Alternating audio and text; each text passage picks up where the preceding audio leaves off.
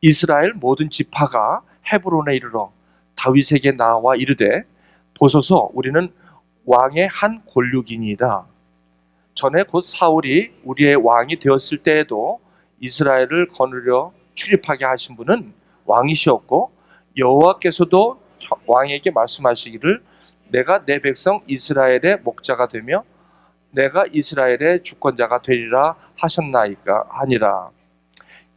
이에 이스라엘의 모든 장로가 헤브론에 이르러 왕에게 나오매 다윗 왕이 헤브론에서 여호와 앞에 그들의 언약을 맺음에 그들이 다윗에게 기름을 부어 이스라엘 왕으로 삼으니라. 다윗이 나이가 30세에 왕위에 올라 40년 동안 다스렸을 때 헤브론에서 7년 6개월 동안 유다를 다스렸고 예루살렘에서 33년 동안 온 이스라엘과 유다를 다스렸더라.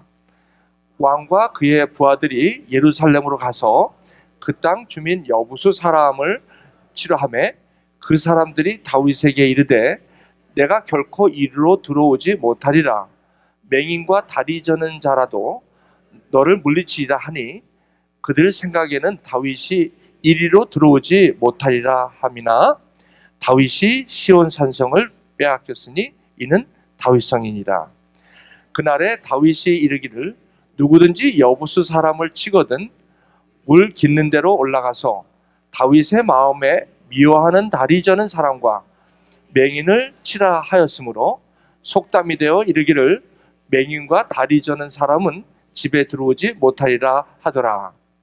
다윗이 그 산성에 살면서 다윗성이라 이름하고 다윗이 밀로에서부터 안으로 성을 둘러 쌓으니라. 만군의 하나님 여호와께서 함께 계시니 다윗이 점점 강성하여 가니라. 이는 살아계신 하나님 말씀입니다. 기도하시겠습니다. 하나님 십자가 그늘 아래 오늘 이 시간 주님의 음성을 듣습니다. 마지막 7가지 칠언을 남기시고 십자가에 대속하시며 우리의 죄를 대속하시기 위하여 십자가에 죽으시고 또 부활하신 주님을 오늘도 깊이 묵상하며 오늘 죄 주시는 위로와 참 기쁨과 평강이 이 시간 예배 가운데 충만하게 임하게 하여 주시옵소서. 감사하며 예수님의 이름으로 기도합니다. 아멘. 저는 목동에서 목자까지, 목자가 되기까지 이런 제목입니다. 자, 목동에서 목자가 되기까지. 여러분 우리 다윗에 대한 이야기를 지금 나누고 있습니다. 다윗은 성경에 보면 다윗이라는 이름의 횟수가 약 600여 번, 600회나 나옵니다. 그 얘기는 성경에서 다윗의 인물에 대해서 아주 비중 있게, 의미 있게 그렇게 다루고 있다는 사실을 우리는 알 수 있습니다. 다윗은 마치 예수 그리스도를 우리가 이해하고 예수님을 이해하는데 다윗의 인물의 실제 삶을 함께 묵상하는 것은 매우 중요한 일입니다. 예수님이 하나님의 아들이라 죄 없으신 분이시죠. 그런 분이 이 성경에 나올 때는 참 빈틈없이 정말 진리의 말씀이시고 예수님처럼 이렇게 좀 살고 싶은 그런 마음이 들죠. 그러나 이 다윗을 이렇게 보게 되면 다윗은 저와 여러분의 삶과 비교해 볼 때 뭐 그렇게 특출나거나 그렇게 정말 저희들이 흠모할 만큼 그러한 삶의 퀄리티는 또 아니에요. 여러분 그 말씀을 좀 보시면 아시겠지만 다윗은 참 연약한 사람이었고 다윗은 참 저와 여러분처럼 실수도 또 많고 그리고 그럼에도 불구하고 예수 그리스도를 표현하는 데 있어서 다윗의 인물은 꼭 필요했다는 거예요. 그 얘기는 무슨 말씀이냐면 이 다윗의 삶을 묵상하실 때 저와 여러분 특별히 예수를 따라 사는 삶이 과연 어떤 것인가를 새롭게 보실 수 있는 그런 안목이 이번 특별히 다윗을 통해서 우리가 얻을 수 있다는 그런 교훈입니다. 이제 우리 잠깐 저와 함께 이 다윗이 목동이었을 때 시대로 잠깐 돌아가시면서 이제 이 다윗의 삶이 저와 여러분에게 어떤 삶이신지 한번 이렇게 반추해 보시고 좀 투영해 보시는 그런 시간이 되시길 바랍니다. 이 반추라는 단어, 투영이라는 단어를 잘 안 쓰는데 제가 한번 써봤습니다. 이 어느 날 이 다윗은 8형제 중에 막내입니다. 막내라서 베들레헴에서 목동을 하고 있었어요. 다시 말씀드리면 양과 소를 치는 양치기였습니다. 그런데 그 아버지가 이새인데 그 아버지가 어느 날 하루는 이 막내인 이 목동인 다윗을 불렀어요. 자, 다윗아. 다윗이 왔어요. 그 다윗은 늘 막내이기 때문에 그 막내로서의 그 다윗은 늘 아버지 심부름을 하는 것이 주로 일이었고, 형들이 7형이 있지만 그 안에 아버지한테 이렇게 특별하게 관심을 받을 만큼 그러한 위치에 있는 것도 아니었습니다. 어느 날 그 아버지 이새는 그 막내 아들을 부르면서 급한 일이 아마 있었던 모양입니다. 다름이 아니라 그 큰형, 작은형, 그 다음에 셋째 형이 그 당시에 블레셋과 전쟁이 있어서 이제 전쟁을 나간 차에 그 아버님이 이새인 아버지가 걱정이 되니까 그 막내 다윗에게 너 형들한테 가서 좀 안부 좀 묻고 좀 와라. 그렇게 해서 이제 안부를 물으러 갔습니다. 떡을 이렇게 해갖고 마치 군대 면회 가듯이 가셨겠죠. 갔는데 그 형들 셋을 만났는데 마침 그때가 그 블레셋이라는 아주 그 이스라엘에게는 참 적인 그 나라와 전쟁이 막 벌어지려고 하는 그때 하필이면 또 가게 됐어요. 가서 이렇게 보니까 이 목동은 항상 그 양을 보호하고 양을 치는 일만 주로 했던 목동에게 참 한 번도 본 적이 없는 그 장엄한 군대들이 빽빽히 항우를 지어서 전쟁을 하려는 그런 아주 긴장 가운데 있는 모습을 이 다윗이 보게 돼요. 그러면서 다윗이 이렇게 볼 때에 자기는 처음으로 그런 걸 느끼는 거예요. 아니, 양을 칠 때야 뭐 곰이 와서 양을 이렇게 잡아가려고 그러면 그 양을 목숨을 바쳐서 그 양을 보호하고 그런 이 목동에게 이 블레셋이라는 나라와 이 전쟁을 하는 그 사울 왕이 두려워하는 그 모습을 보면서 다윗에게는 과거에 없었던 그런 이상한 그 거룩한 그런 분노가 이 패션, 열정이 생기는 거예요. 갑자기. 그러니까 목동을 하던 양을 치던 목동이 갑자기 그것을 보면서 속에서 자기가 일어나는 감정이 뭐냐면 만군의 여호와의 이름을 저렇게 무시하고 그리고 이 이스라엘 백성들을 저렇게 두려워하는 모습을 보면서 이 다윗이 이 안에서 열정이 생긴 거예요. 과거에 갖지 못했던 열정이 생긴 거예요. 그 열정이 뭐냐면 내가 한번 저 블레셋과 싸워보겠다, 이런 열정이 생긴 거예요. 그래서 그 블레셋의 골리앗이라는 그 아주 그 장군이 하나 있는데 예전에는 전체가 싸울 수도 있지만 생명을 보호하기 위해서 저쪽에 대표 한 명, 여기서 대표 한 명 나와서 둘이, 이런 단어는 제가 안 쓰는데 한번 써볼게요. 맞짱 뜬다, 뭐 이렇게 한번, 이거 녹음되는 거죠? 1대1로 딱 해보자는 거예요. 그래서 다윗이 소매를 한번 걷고 내가 한번 해보겠다. 그때 사울 왕이 기가 막혔던 거예요. 아니, 촌놈입니다. 어떻게 보면 촌놈. 지금으로 말하면 죄송합니다. 제가 오늘 여러분 실감나게 좀 하려고요.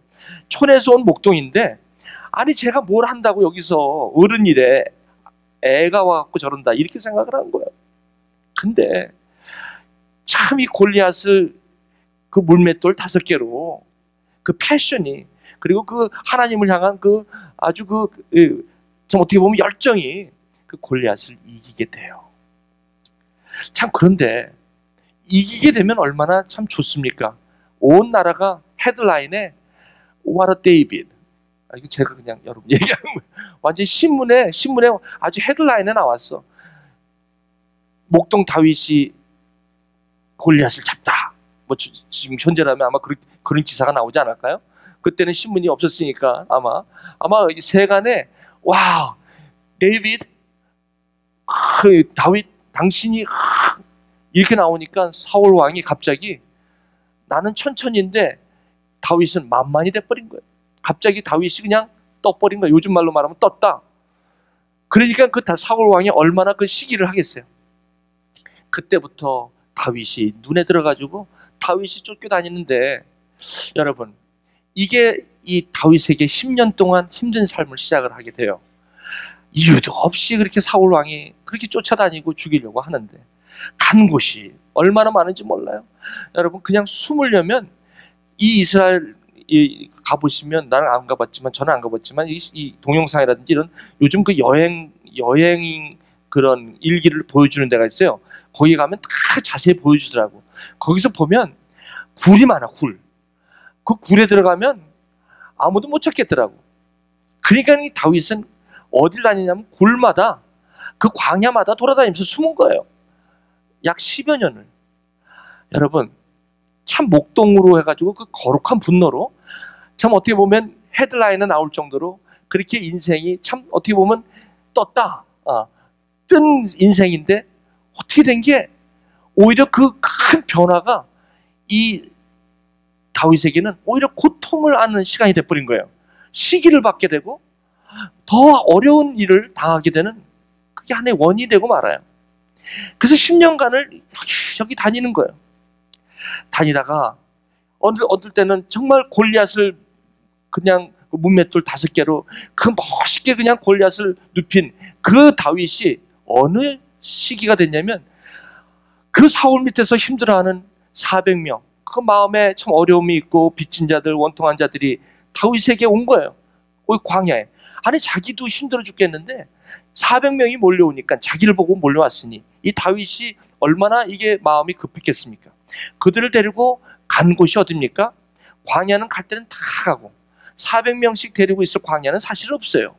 그러니까 간다고 간 곳이 어디냐면 그 골리앗의 나라, 블레셋이라는 나라로 넘어가요.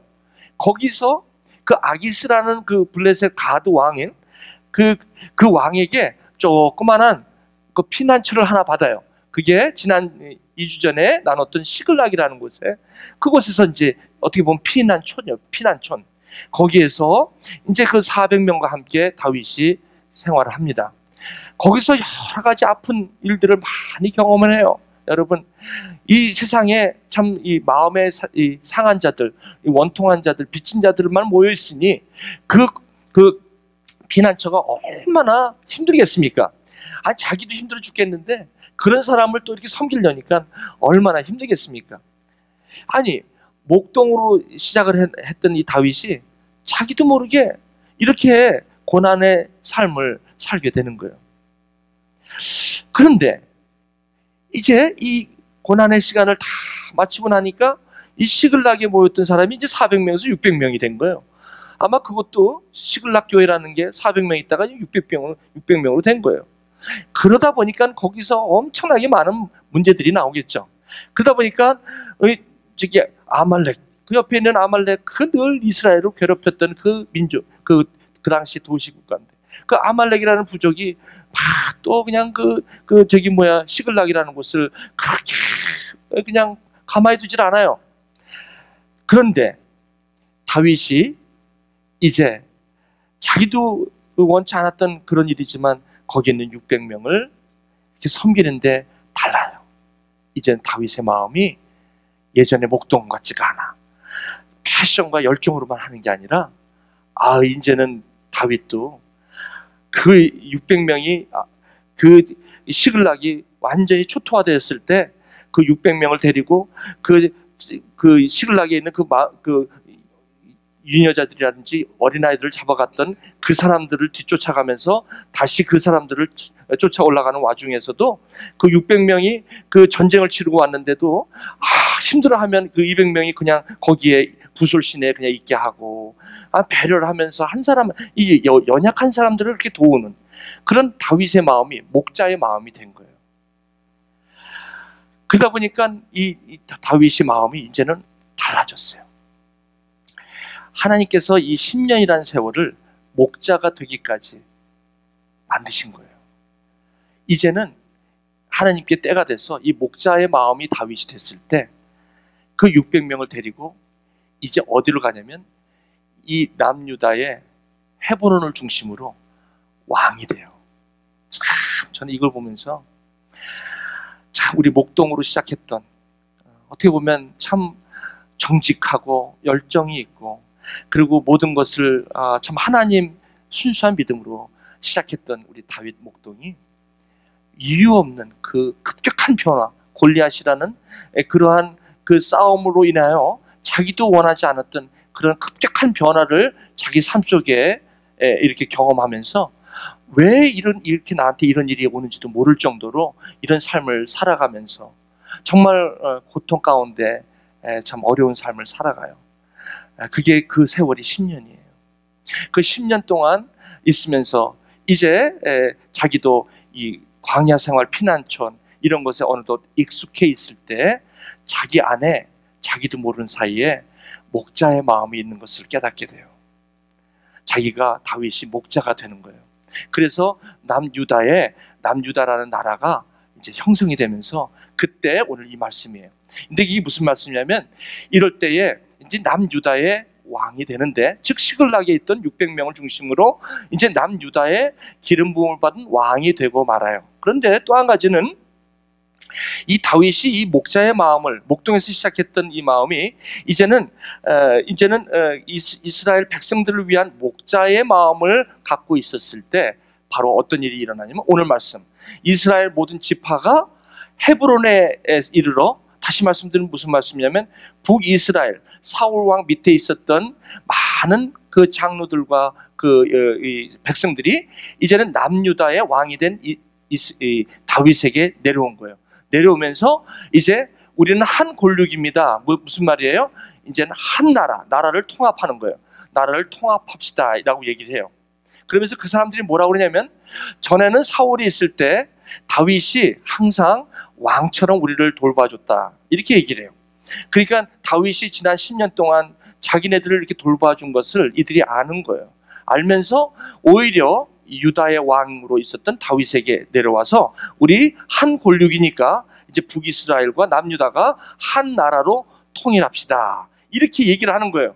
근데 여기 보시면 그 백성들이 뭐라고 얘기하냐면, 내가 내 백성 이스라엘 목자가 되어달라, 그리고 이스라엘을 다스리는 주권자가 되라. 이게 무슨 말이냐면 그 백성들이 다윗을 보니까 이제 당신은 사울 왕처럼 그런 왕이 아니라 마치 이제는 백성들 한 명 한 명을 그렇게 잘 보살피는 그런 따뜻한 그런 목자로서의 그런 모습을 보면서 이 사람들이 목자가 되어달라, 주권자가 되어달라.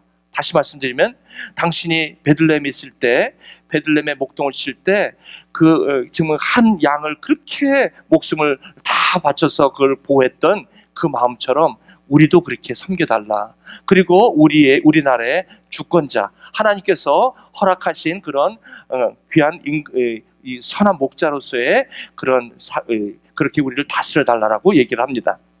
자, 그러면서 이제 이 다윗이 이제 온 이스라엘의 이제 목자가 됩니다. 오늘 이 말씀을 통해서 저는 여러분께 목동이 목자가 되기까지, 지금 저는 잠깐 다윗의 삶을 봤는데 참 어려움이 있어요. 여러분, 우리가 변화가 있죠. 변화가, 목동이 목자가 되기 위해서는 원치 않는 변화가 있어요. 이게 참 우리가 성경에서 우리가 꼭 배울 수 있는 귀한 교훈입니다. 여러분, 목동이 되어서 그 골리앗의 큰 헤드라인에 나올 정도로 그렇게 한마디로 말하면 떴는데, 왜 그렇게 다윗의 인생이 10년 동안 그렇게 광야에서 어려움을 당했을까요? 여러분, 우리 특별히 이런 이 다윗의 이런 모습을 보면서 저 여러분들의 삶에 한 가지 꼭 기억해야 될 좋은 교훈이 하나 있습니다. 세상에서는 이렇게 잘 나가고 모든 게 잘 되는데 오히려 내 삶에 어려움이 있을 때가 있어요. 오히려 내가 시기를 받고 내가 정직하게 했는데도 이 세상은 그것을 그렇게 받아들이지 않을 때가 많아요. 그래서 그것 때문에 세월이 이렇게 가고, 어떨 때는 그것 때문에 너무 속상할 때가 많아요. 여러분들도 그러시죠? 아마 그런 분들 여기 많이 계실 거예요. 나는 정직하게 뭐를 잘 하고 그랬는데 결국 나한테 돌아오는 거는 이렇게 지난 어려움이 있었고, 나를 이렇게 핍박하고 시기하는 사람이 있었다라는 사람들이 아주 많이 계세요. 그런데 여기서 말씀드리는 것은, 목동이 목자가 되기 위해서는 여기에는 하나님이 계신다는 것이고요. 다윗이 사실은 하나님을 빼면 다윗 볼 거 하나도 없습니다. 성경 여러분, 여기 사무엘상부터 열왕기상 초반까지 다윗이 나오는데, 여러분 다윗에게 이 하나님을 싹 빼버리면 그 다윗에게 얘기할 게 아무것도 없어요. 다윗은 하나님이었어요. 그렇기 때문에 목동에서 목자가 되는데, 이 다윗에게는 이 큰 골리앗의 변화는 오히려 차라리 베들레헴에서 목동으로 있었을 때보다도 어떻게 보면 더 후회가 될 때가 있어요. 사랑하는 교회 여러분, 여러분 여기 이민에 오시고 여기 이런 상황까지 오셔서 뭔가 여기서 내가 선택한 것도 아닌데 여기 오셔서 내가 원치 않는 삶을 살 때가 많이 있어요. 그게 변화라는 거예요. 미국에 오신 것만 해도 변화고, 또 여기서 이런 삶의 변화가 있는데, 이 변화는 성경에서는 어떻게 저와 여러분에게 말씀하냐면, 이 변화는 반드시 목동이 목자가 되는 일에 굉장히 중요한 역할을 한다는 것입니다. 그렇기 때문에 저와 여러분들이 이걸 목동이 목자가 되는 이 과정을 저와 여러분들이 이 시각으로 보지 않으면 자칫 잘못하면 후회를 남습니다. 내가 오지 말았을 걸, 내가 괜히 여기 왔다, 내가 여기 하지 말았을 걸, 내가 애굽에서 고기 감아 있었을 때가 좋았을 걸, 내가 다시 여기 있으면 돌아갔으면 좋겠을 걸, 이집트로 다시 돌아갈 수도 없어요. 지금 여기 오셨는데 어떻게 돌아가십니까? 못 돌아가세요. 그런데 후회가 나는 거예요. 여러분, 후회하는 인생이 딱 10장이에요. 변화가 왔을 때 우리에게는 반드시 오는 게 뭐냐면 후회를 나요. 그렇게 하지 말았어야 되는데, 내가 여기까지 오는데 그때 선택을 잘못했대 했어, 이런 후회를 많이 난다고요. 여러분, 그러기 십상입니다. 변화는 후회를 낳기 참 쉬워요. 근데 성경에서는 가장 중요한 여기서 교훈이 있답니다. 이 바로 목동이 목자가 되기 위해서는 이 변화를 경험하는데, 이 변화가 바로 저와 여러분들이 목자가 되는 일에 반드시 필요하다는 것입니다. 여러분, 베들레헴에서 나중에 오늘 여기 다윗이 어디로 갑니까? 중요한 자리가 있습니다. 이 다윗이 지금 목자로서 이제 남유다의 왕이 되었는데 북이스라엘이 합쳐졌어요. 그러면 여러분 어디입니까? 수도를 어디로 정해야 돼요?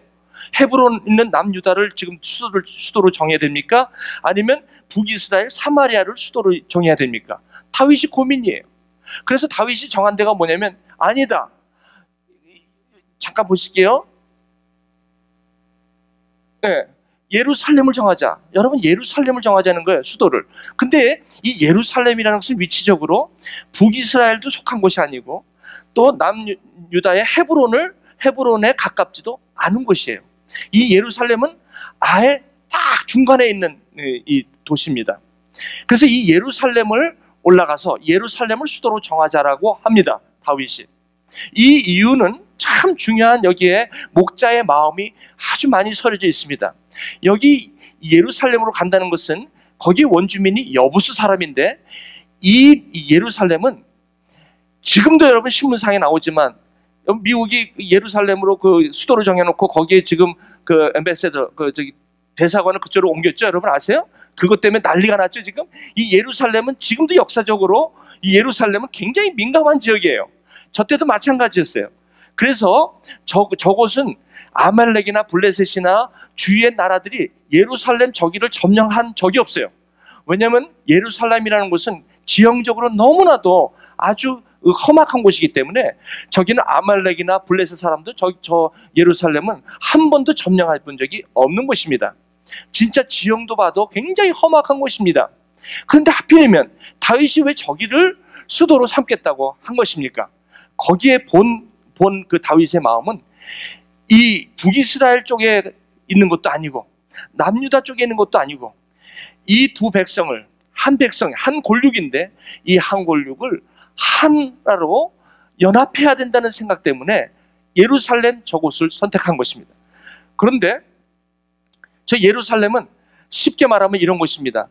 너무나 저곳은 아주 유명한 곳입니다. 다시 말하면 이렇게 지나가도 거들떠보기도 싫은 곳이 예루살렘입니다. 여기 그 당시에 여행자들이 보시면 절대로 거들떠보지 않는 곳이 예루살렘이에요. 지금도 마찬가지라고 합니다. 저 예루살렘은요, 별로 이렇게 흠모할 만한 것이 하나도 없답니다. 그런데 왜 다윗이 저쪽을 수도를 삼으려고 합니까? 그것은 뭐냐면 북이스라엘과 남유다를 다 보듬어가는 목자의 마음이 바로 저기에 서려 있다는 것입니다. 그 마음이 이제는 목동에서 10년 동안 광야 생활하면서 저런 마음을 다윗이 갖게 되었다는 거예요. 여러분, 처음부터 목동부터 저렇게 마음을 갖는 게 아니에요. 어떻게 보면 그 변화라는 것을 통해서 고통도 당하고 고난도 하고 고생도 하다 보니까 그 다음에 여러분, 그래서 어머님 아버님 마음을 알게 되는 거예요. 여러분, 이 고생, 한 번도 나가지고 목동으로 나가지고 구원을 받아가지고, 아니면 우리 저기 애기 나가지고 한 번도 손에 흙을 묻혀보지 않고 자란 사람들이 많아요. 그런 사람들이 이 목자로서의 마음을 갖기는 참 어렵습니다. 아버지의 마음, 아버지가 어떻게 벌어서 어떻게 이게 좀 학비를 댔는지 이거에 대한 마음을 이게 흙을 안 묻혀본 사람들은 이걸 알 수가 없는 것과 같은 거랑 똑같은 거죠. 어떻게 보면 이 목자의 마음, 부모님의 마음을 안다는 것은 그 고생을 좀 해보고, 어머니 아버지가 어떻게 해서 나를 이렇게 여기 유학 온 거 돈 여기 유업엠 싸지도 않아. 하필 왜 이렇게 비싼데 와 그래. 유업엠이 그렇게 좋아? 아니, 좋다네. 또 학교는 좋아요, 솔직히. 그런데 비싼 곳이거든. 그 부모님들이 이거를 다 되려면 그거 자식이 이거 실제로 내가 가서 돈을 벌어보고 해봐야 그걸 느끼는 거거든. 똑같은 거예요. 이 다윗이 그 마음을 여기서부터 가졌다는 거예요. 그때부터 사람이 달라져 철들었다 이거죠, 어떻게 보면. 그런데 이 예루살렘이라는 곳은 가기 싫어해. 누가 저기 고생을 하고 싶습니까? 그래서 여러분, 저도 지금 오하이오 이렇게 내려가다 보면요, 델라웨어, 그 콜럼버스 가기 전에 제가 여기 3시간 반 왔다 갔다 했잖아요. 7시간을. 지금도 가끔 거기 콜럼버스 내려가면 왼쪽에 MTSO라고 있어요. Methodist Theological School in Ohio 이렇게 딱 써 있는데 제가 너무 보기 싫어. 솔직히 말할까요? 저희 아내하고 이렇게 한번 내려가는데 이쪽에 얘기인데, 근데 저 아내가 여기야 여기, 그런데 저는 여기 보고 갔어요. 실제로 보기도 싫어. 그때 내가 고생했던 거, 그때 그냥 거기 내가 왜 여기까지 와서 아니 미시간에서 왜 오하이오까지 와서 내가 이렇게 해야 돼? 생각해 보세요. 여러분 의도와 달리 꼭 내가 왜 이렇게 해야 되나 이런 생각을 하실 때가 많죠 지금. 그렇죠? 내가 왜 이 고생을 하고 있나 이럴 때가 많아요. 많다니까. 그래서 보기도 싫어. 안 봐. 여기 오늘 다윗이 그런 곳이에요. 예루살렘 어떻게 보면 아무도 찾지 않는 곳이에요. 저기는 아무도 찾지 않는 곳이에요. 근데 왜 다윗이 저길 가냐고요? 아니, 예수님이 그 6월절에 그 예루살렘에 큰 피스트, 이 명절을 지키러 오시는데 한 번도 가지 않고 보지도 않는 예루살렘 성에서 그 한 조금 떨어져 있는 곳이 어디예요? 그 베데스다라는 곳인데 거기는 사람이 찾는 곳이 아니에요. 절대 안 갑니다. 그거는 예수님의 마음, 다윗의 마음이 예수님의 마음, 그 목자의 마음에 있는 사람이 거기를 가요. 거기 가면 병이 든 사람만 쫙 질비하게 누워있는 곳이에요. 거길 왜 갑니까, 거기? 누가 거길 찾아가요? 여행자가 거기 찾아갑니까? 목자의 마음 있는 사람만 거기 가는 거예요. 거기 가는 거예요. 다윗이 지금 그 마음이 된 거야. 목동으로 있을 때는 저기 생각지도 않았다고. 네? 저걸 가고 싶지 않은데요. 그런데 저기를 가. 왜 저기를 수도로 가냐고요. 자기를 생각하면 저기 안 가죠. 그렇죠? 사랑하는 여러분, 여러분들이 지금 나는 솔직히 저 사람이라면 끔찍해. 나는 저 사람 얘기도 하기 싫어. 그리고 나는 그때 나한테 있었던 그 가슴 아픈 일 나는 아주 신경 쓰고 싶지 않아. 나는 아주 그냥 그 생각만 해도 그냥 치를 떨려. 나한테 내 앞에서 그 소리 하지 마. 이런 사람이 있죠. 그리고 누가 무슨 얘기하면 거기는 더 이상 얘기하지 마. 나는 지금 생각만 해도 지긋지긋해. 이런 상황 여러분 있어요. 지금 관계도 그런 사람, 그 사람 얘기 그만해. 나 그 사람 옛날 생각 다시 나니까 나 속에서 막 불이 올라. 그만해. 이런 사람이 있는 거야 지금. 여러분, 이 목동의 마음으로서는 이게 감당이 안 되는 거예요. 이게 감당이 안 돼요. 예루살렘 정말 지금 저와 여러분들 말하면 정말 보고도 싶고 정말 더 이상 얘기하고도 싶고 그 당시에 나에게는 참 아픔이 있는 곳, 그곳은 생각하고도 싶지도 않아요. 그런데 거기를 다윗이 갈 수 있다는 거예요. 예수님이 그 베데스다를 가시는 거예요. 거기를. 왜? 뭐 때문에? 다윗이 목자가 된 거예요. 시글락에서 병든 자, 원통한 자를 같이 살다 보니까 그 마음에 자기가 원하지 않았던 주님의 마음이 자기한테 생기기 시작한 거예요. 어느덧. 예? 그저 옛날에 목동으로 내가 받기만 했던 내 인생이 이제 내가 이렇게 막 고생 좀 하면서 집을 나간 작은 아들처럼 고생하고 내가 아버지가 생각나는 거야. 스스로 마음을 돌이켜서 돌아오는 그 마음이 목자의 마음이고 아버지의 마음인 거예요. 그게. 거기서 계산하지 않아요. 큰아들처럼 저 작은 아들은 저렇게 다 쓰고 왔는데 왜 나는 여기까지 이렇게 계산을 안 한다고요. 그저 탕감. 여러분 오기만 해라. 돌아오기만 해라. 무조건. 그냥 과거에 그걸 묻지 않겠다. 너는 내 아들 돌아오기만 해라. 돌아오니까 그냥 가서 그냥 안아버리는 거예요. 이건 탕감이에요. 그냥 계산하는 게 아니야. 1만 달란트 빚진 자를 그냥 안는 마음이에요. 근데 큰아들은 아니야. 내가 100달란트는 내놔. 이거잖아. 이건 아직 목동의 마음이라고. 그러니까 이게 어쩌겠어요. 이곳에서 삶을 사다 보니까 이 고생 저 고생 하다 보니까 이제는 그 주님의 마음이 기억나고 또 아버지 부모의 마음이 생각나는 거예요. 이게 여러분 애나보에 와서 공부하시는 분들 여러분 공부 이렇게 다 힘들어요. 이민생활도 쉽지가 않아요. 우리한테 다 예루살렘의 아픔이 있는 거예요. 그러나 이제 정말 저와 여러분들이 정말 목동의 그 은혜를 받았지만 이제 목자의 자유함을 누리셔야 돼요. 이제는 내가 계산하는 것이 아니라 이건 계산해서 예루살렘 들어가는 거 아니잖아요. 이거 계산하면 올라가지 말아야 되죠. 근데 왜 여기로 올라갑니까? 주님의 마음. 계산하지 않는 거예요. 이제는 내가 모든 걸 다 탕감해 주는 거예요. 이제 불쌍히 여기는 마음이 있는 거예요. 그게 목자의 마음이라고요. 이거 어쩔 수 없어요. 이거는 많은 고생과 마음에 그런 것이 있을 때 조금씩 변하는 거예요. 이걸 갖다 철이 든다. 이렇게 저런 마음은 드는 거예요. 주님께서 오늘도 저 예루살렘 거기 왜 가십니까? 근데 주님이 갈릴리 나사렛 거기서 어디로 내려가십니까? 예루살렘이 가까이 온지라 감람산에서 예루살렘을 바라보시면서 우셨다고 합니다. 목자의 눈물. 여러분 이게 예루살렘인데 보십시오. 슬로업이 얼마나 가파릅니까? 이렇게 가파려요. 그 여기는 누가 침범해서 여기를 탈환한 적이 없어요. 저 예루살렘에 이 안에 큰 십자가가 여기 있어요.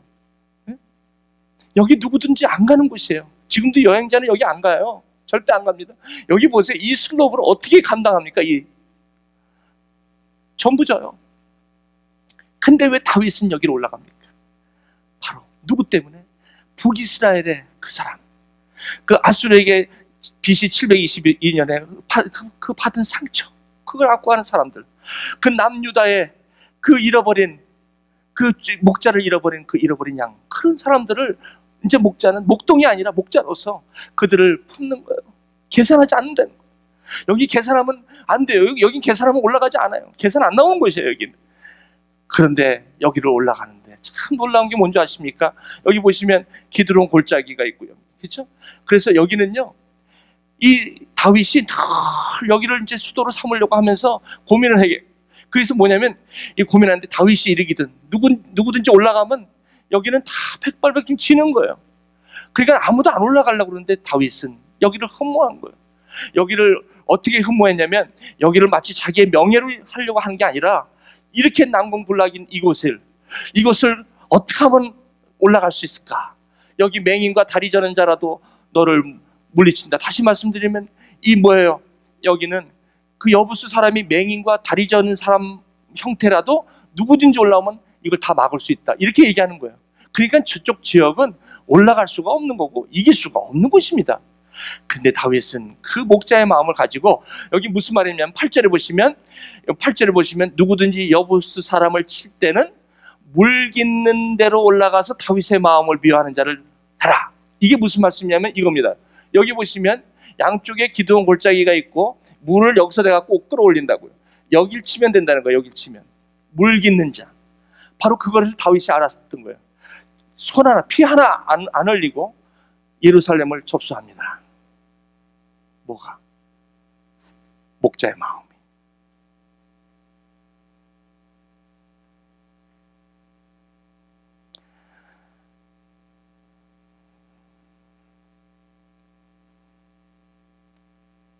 주님께서 이 시간에 저와 여러분에게 계산하지 않는 거예요.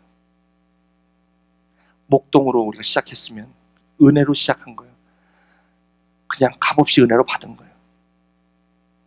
근데 이제는 이제 주님의 마음으로 알 수 있어요. 그 고생하고 그 고난 가운데 여러분 베들레헴에 다윗이 목동했을 때 그때 골리앗을 이기면서 예루살렘으로 오기까지 수십 년이 걸려요. 여러분 베들레헴에서 예루살렘까지 몇 킬로인 줄 아십니까? 9킬로. 지금 30분이면 가는 거래요. 거기를 이스라엘이 40년. 아브라함이 25년. 야곱이 21년. 야곱이 이스라엘이 되기까지 21년. 다윗이 목동이 목자가 되기까지 12년.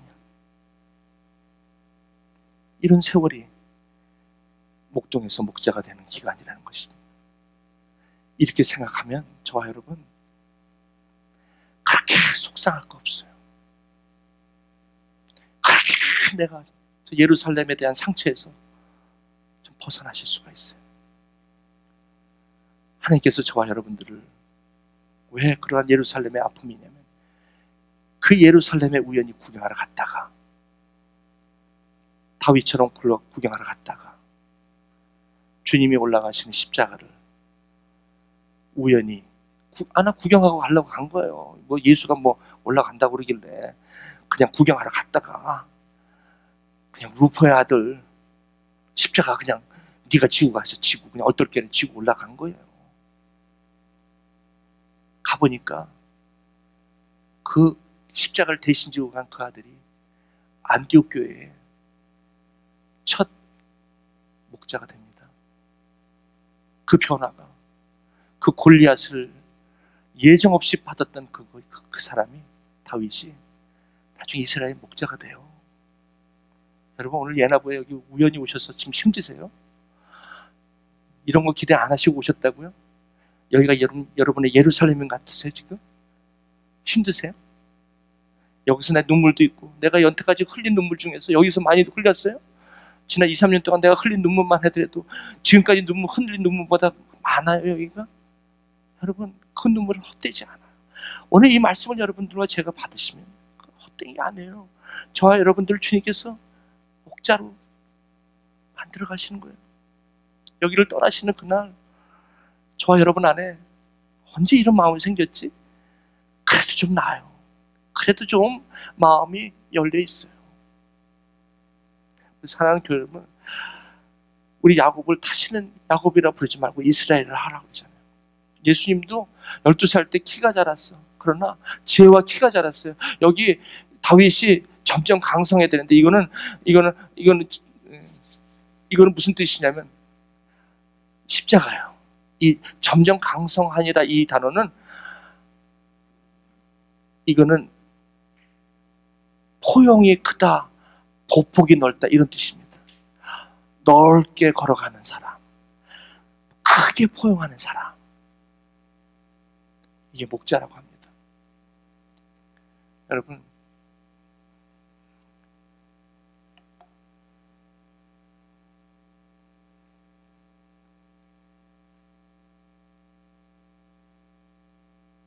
예루살렘 가기 싫은 그곳에 북이스라엘과 남유다 저와 같은 사람을 품기 위해서 골고다 저 예루살렘으로 올라가시는 저 주님의 마음, 계산하지 않는 마음, 따지지 않는 거. 저 아래서는 따지는 게 없을 것 같아요. 하늘에 계신 너희 아버지 온전하신 것 같이 너희가 온전하라. 내가 준 거 1만 달란트, 주님 앞에 저 십자가의 은혜를 받은 저와 여러분, 예루살렘 성 못 올라갈 수 있는 성이 있을까요? 그래서 주님이 나에게 주신 저 은혜, 저의 받은 은혜, 저걸 생각하면 예루살렘 성 좀 힘들지만 오늘도 그 사람 보기 싫고, 오늘도 그 사건, 그 일을 생각하기 싫고, 그 사람이라는 치가 떨리고 안 보고 싶고, 그런 혹시 여러분의 예루살렘이 있다면 오늘 이 사순절에 한번 여러분 마음을 바꿔보시지 않겠어요? 목자의 마음. 주님께서 저기서 It is finished, 다 이루었다. 얼마나 힘드셨을까? 조롱과 핍박과 침뱉음과, 그렇죠? 그럼에도 계산하지 않으시는 저와 여러분을 탕감해 주시는 우리 마지막에 사도 바울이 마가를 데려오라는 그 말씀. 바울이 목동일 때는, 목동 시절에는 마가를 틀렸다고 그랬어. 아니 1차 전도여행 가는데 분위기 깨게 혼자 집으로 돌아왔다고 그래가지고 바나바가 2차 전도여행 좀 같이 데려갑시다 그랬더니 No 계산해서 No. 목동 패션, 선교가 살아야지. 근데 디모데후서 마지막 4장에 저 십자가를 달릴 때는, 순교할 때는 이렇게 얘기해. 마가를 데려와라. 내 주위에 있는 사람 아무도 없다. 누가만 남았다. 주님께서 저때 다 제자들은 없고 요한만 남았다.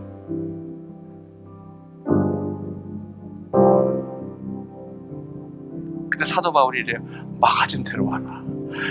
여러분, 마지막에 우리가 기억나는 것은 내가 계산했던 사람들, 그래서 그 계산이 안 맞아서 다시 보기 싫은 사람들, 그 사람이 내가 눈을 감을 때 생각난다 합디다.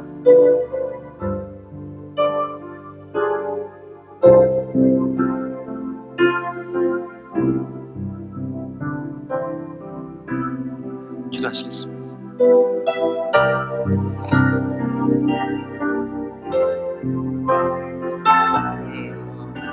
말씀으로 사순절을 지나면서 이게 혹시나 저와 여러분 정말 보기 싫고 생각하기도 싫은 그 상처가 오늘 이 예루살렘 성으로 자리를 잡으려는 다윗의 이 목자의 마음, 그리고 예루살렘에 십자가를 지고 올라가시는 주님의 그 열정, The Passion of Christ, 그것이 주님의 마음이었다면 오늘 이 시간 힘들지만 계산하지 않겠다. 내가 탕감받았으니 나도 계산하지 않겠다라는 생각, 주님의 마음, 그런 마음이 한번 있었으면 좋겠습니다. 여러분, 오늘 이 시간에 그 사람 때문에 생각만 하면 할수록 힘들고 어려움이 있으신 분 계세요. 오늘 이 시간 주님, 이 주님의 십자가를 바라보시고 내가 계산하지 않겠다, 주님의 마음으로, 주님이 저 손을 벌린 저 마음으로 내가 예루살렘으로 올라가겠습니다. 거기 38년 된 병자를 계산하지 않겠습니다. 그렇게 한번 여러분 이 시간 조용히 한번 1분간만 조용히 묵상하시면서, 저와 여러분들을 괴롭히는 그런 분들, 그동안 아픈 상처가 있는 그런 모든 것들, 오늘 한번 이 시간 조용히 주님의 점점 강성하여가 아니라 주님 다윗의 이 모습처럼 내 마음이 그렇게 되기 바랍니다. 한번 이 시간 조용히 기도하시면서 한번 용서하시는 마음, 내가 온전한 것 같이 너희도 온전하라, 주님 말씀하시죠. 힘들지만 주님을 의지해서 여러분 한번 품읍시다. 그럴 때 살아가는 한 생명을 보면서 참 자유함을 얻을 것입니다. 조용히 우리 이원 목사님 시켰습니다.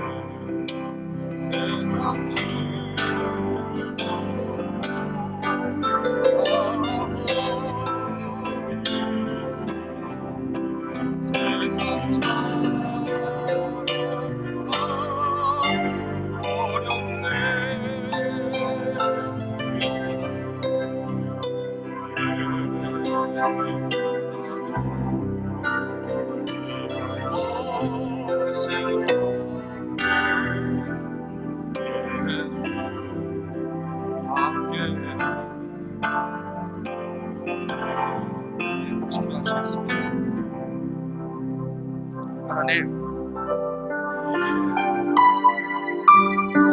미워하는 마음에는 계속해서 분노와 원망이 많았는데 하나님, 오늘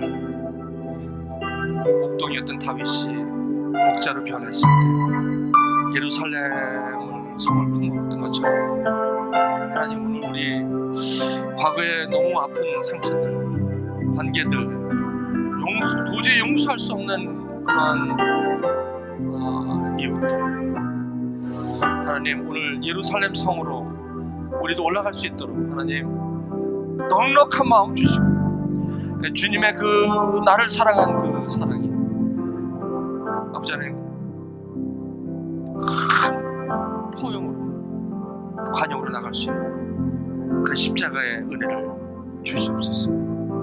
하나님, 한번 해보게 하여 주시옵소서. 일생에 한번 아버지 하나님 살리는 일을 한번 해보게 도와주시옵소서. 이 십자가의 주님의 마음으로 나아갈 수 있도록 넉넉한 마음 이 시간을 한번 허락하여 주시옵소서. 감사하며 예수님 기도합니다. 아멘. 다 일어나셔서 우리 찬 아까 그 주의 보좌로 나아갈 때 찬양하고 우리 찬양하시면서 내가 계산하지 않겠다. 계산이 안 돼서 힘든 거지, 그죠? 계산이 되면 근데요, 한번 해보시기 바랍니다. 사수님 때 한번 해보시고 마음이 그렇게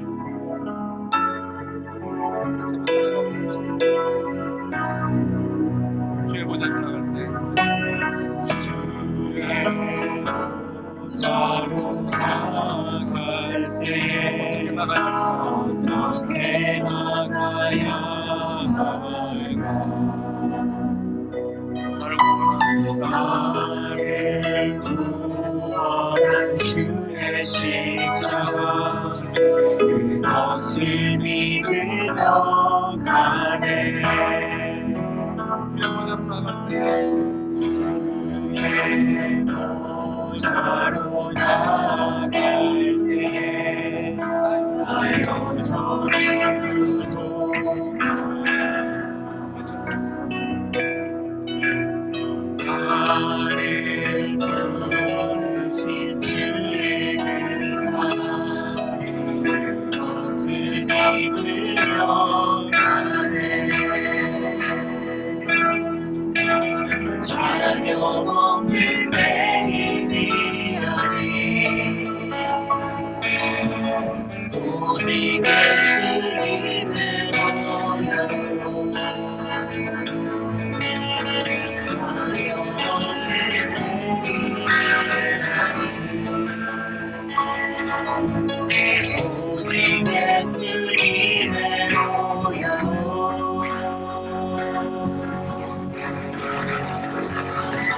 십자가의 보혈 완전하신 사랑 힘입어 나아가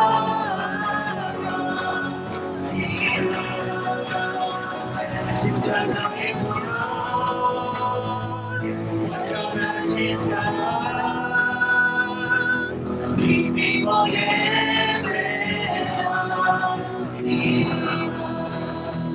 십자가의 보혈 완전하신 사랑 힘입어 나아가니라 십자가의 보혈 완전하신 사랑 힘입어 예배하니라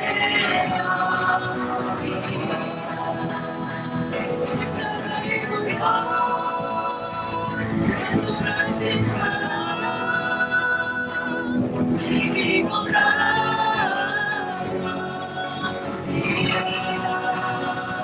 십자가의 보혈 완전하신 사랑 힘입어 예배하니라 십자가의 보혈 완전하신 사랑 힘입어 나아가니라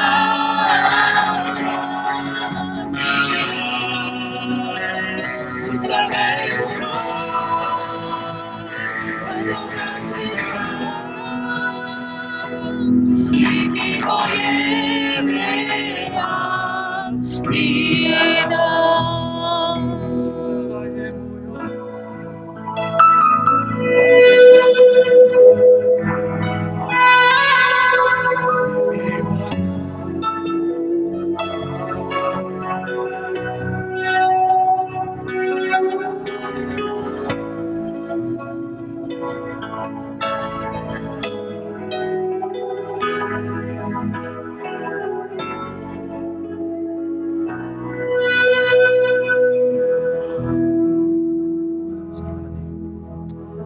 십자가의 보혈이 아니면 1만 달란트 탕감받은 거를 그 은혜를 깨닫지 않는다.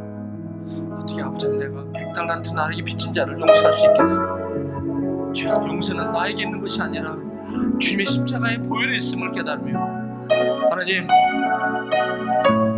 나도 주님의 마음을 조금이라도 베풀기 원합니다.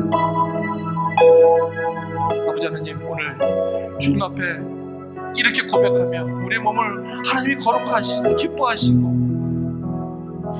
오늘도 온전하신 그런 예배로 드리고자 아버지 하나님 여기에 우리의 범원과 그리고 우리의 결단과 그리고 우리의 마음의 용서를, 주님의 마음을 받아주시옵소서. 이제 아버지는 이 마음으로 오늘 예배 가운데 나에게 기업되어진 그 관계들, 그 사건들, 그리고 나를 오늘도 예루살렘을 외면하게 하는 그런 아픔들이 오늘 이 사순절기가, 특별히 이 예수 그리스도의 십자가, 다윗처럼 아버지는 포용하며 점점 강성한 믿음으로 이곳을 떠나는 하나님의 사람들, 그리고 연로하신 몸으로 이곳에 방문하셔서 오늘 복음을 들으시고 나머지 삶을 이제 주님 앞에 믿음의 삶을 사시고자 어머니 위해, 그리고 이곳에 많은 아픔과 또 상처로 있지만 오늘 목자의 마음으로 이제 살아갈 것을 결단하는 우리 하나님의 사람 한 사람 한 사람 위해 지금부터 영원토록 함께 하시기를 성부와 성자와 성령의 이름으로 간절히 축원하옵나이다. 아멘.